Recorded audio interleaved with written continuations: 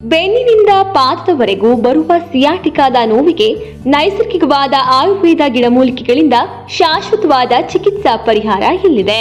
ಜಡ ಜೀವನ ಶೈಲಿ ಮತ್ತು ಅನಾರೋಗ್ಯಕರ ಆಹಾರ ಪದ್ಧತಿಯಿಂದಾಗಿ ಬಹಳಷ್ಟು ಜನರು ಇಂದು ನರಗಳ ಸಮಸ್ಯೆಗಳಿಂದ ಬಳಲುತ್ತಿದ್ದಾರೆ. ಇದು ಅವರ ಸಾಮಾನ್ಯ ಜೀವನದ ಮೇಲೆ ಪರಿಣಾಮ ಬೀರುತ್ತಿದೆ. ಸಿಯಾಟಿಕ್ ನರವು ಪೃಷ್ಠದಿಂದ ಮತ್ತು ಕಾಲಿನ ಕೆಳಗಿನ ಹಿಂಭಾಗದಿಂದ ಪಾದದವರೆಗೆ ಚಲಿಸುವ ಉದ್ದವಾದ ನರವಾಗಿದೆ.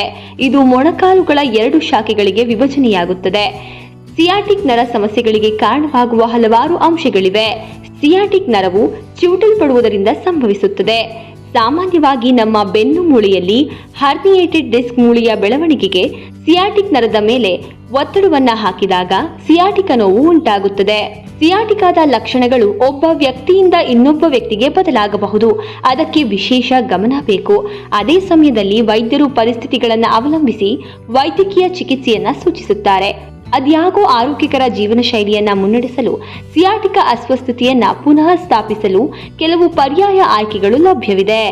ಸಿಯಾಟಿಕಾದ ನೋವಿಗೆ ಕಾರಣಗಳು: ಗೆಡ್ಡೆಗಳು, ಡಿಸ್ಕ್ ಸರಿತ, ಸೊಂಟದ ಸೋಂಕು, ಅನುಚಿತ ಭಂಗಿ, ಸಂಧಿವಾತ, ಅಸ್ಥಿ ಸಂಧಿವಾತ, ಸ್ನಾಯುಗಳ ಬಿಗಿತ ಮತ್ತು ಬಿಗಿಗೊಳಿಸುವುದು, ಗರ್ಭಧಾರಣೆ. ಸಿಯಾಟಿಕಾದ ಲಕ್ಷಣಗಳು: ಕಾಲುಗಳಲ್ಲಿ ಜುಮ್ಮೆನಿಸುವಿಕೆ ಮತ್ತು ಮರಗಟ್ಟುವಿಕೆ, ಸ್ನಾಯುಗಳ ದುರ್ಬಲತೆ, ಕಾಲುಗಳ ಚಲನೆಯಲ್ಲಿ ತೊಂದರೆಗಳು, ತೊಡೆ ಮತ್ತು ಕಾಲುಗಳಲ್ಲಿ ನೋವು, ದುರ್ಬಲತೆ, ಮೂತ್ರ ವಿಸರ್ಜನೆಯ ತೊಂದರೆಗಳು, ಹಿಡಿತದ ಸಂವೇದನೆ, ಬಿಗಿತ, ನಾಡಿ ಮಿಡಿತ. ಆಹಾರ ಮತ್ತು ಜೀವನ ಶೈಲಿ: ಸಿಯಾಟಿಕಾದಿಂದ ಬಳಲುತ್ತಿರುವ ಜನರು ರೋಗ ಲಕ್ಷಣಗಳನ್ನು ಉಂಟು ಮಾಡುವ ಭಾರವಾದ ಆಹಾರವನ್ನು ಸೇವಿಸುವುದನ್ನು ತಪ್ಪಿಸಬೇಕು. ಬಾಳೆಹಣ್ಣು, ಎಲೆ ತರಕಾರಿಗಳು ಮತ್ತು ಸೇಬುಗಳನ್ನು ತೆಗೆದುಕೊಳ್ಳುವುದು ಒಳ್ಳೆಯದು. ಅದು ಕರುಳಿನ ಚಲನೆಯನ್ನ ಸರಿಯಾಗಿ ಮಾಡುತ್ತದೆ. ಇದರ ಜೊತೆಗೆ ರೋಗ ಲಕ್ಷಣಗಳನ್ನು ಕಡಿಮೆ ಮಾಡಲು ಪ್ರತಿದಿನ ಲಘು ವ್ಯಾಯಾಮಗಳನ್ನು ಮಾಡುವುದು ಜಾಣತನ. ಸಿಯಾಟಿಕಾ ಚಿಕಿತ್ಸೆಯಲ್ಲಿ ಆಯುರ್ವೇದ ಹೇಗೆ ಸಹಾಯ ಮಾಡುತ್ತದೆ?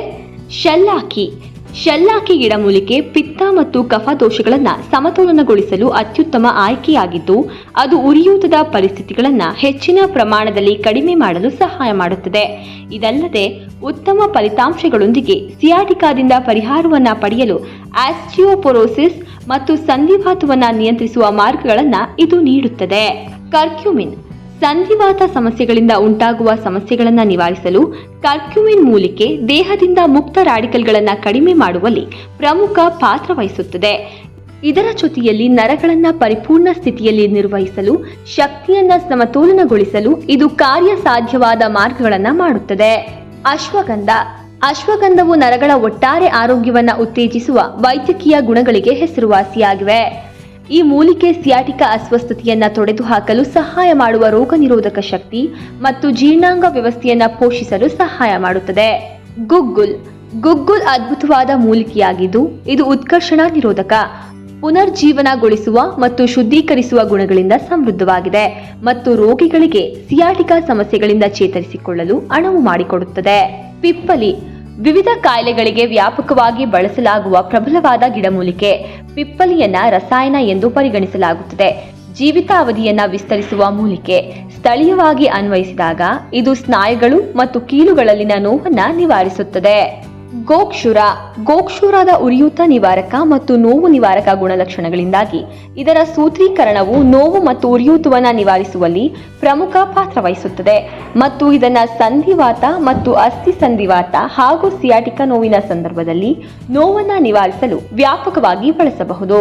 ಮೇಲೆ ತಿಳಿಸಲಾದ ಎಲ್ಲಾ ಗಿಡಮೂಲಿಕೆಗಳು ನೈಸರ್ಗಿಕವಾಗಿರುತ್ತವೆ ಮತ್ತು ಆಯುರ್ವೇದದಲ್ಲಿ ಶತಮಾನಗಳಿಂದ ಸಿಯಾಟಿಕ ನೋವಿನ ಸಮಸ್ಯೆಗೆ ಚಿಕಿತ್ಸೆ ನೀಡಲು ಬಳಸಲಾಗುತ್ತಿದೆ. ಬಿಡಿಯಾಗಿಯೇ ಇಷ್ಟು ಪ್ರಯೋಜನಕಾರಿಯಾಗಿರುವ ಈ ಮೂಲಿಕೆಗಳನ್ನು ಒಟ್ಟು ಸೇರಿಸಿದಾಗ ಅವುಗಳ ಕಾರ್ಯಕ್ಷಮತೆ ಮತ್ತಷ್ಟು ಹೆಚ್ಚಾಗಿ ಸಮಸ್ಯೆಯನ್ನ ಇನ್ನೂ ಸುಲಭವಾಗಿ ಮತ್ತು ಪರಿಣಾಮಕಾರಿಯಾಗಿ ಹಾಗೂ ಶಾಶ್ವತವಾಗಿ ಪರಿಹರಿಸುತ್ತವೆ.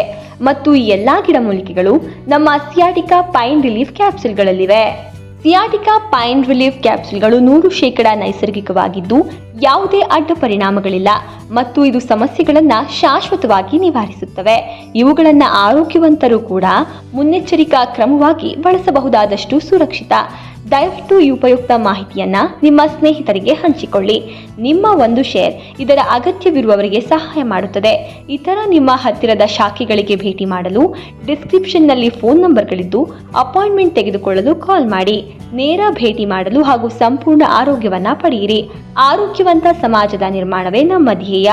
ಓಂ ನಮೋ ಧನ್ವಂತರಿಯೇ ನಮಃ. ಎಲ್ಲರಿಗೂ ಒಳ್ಳೆಯದಾಗಲಿ. ಧನ್ಯವಾದಗಳು.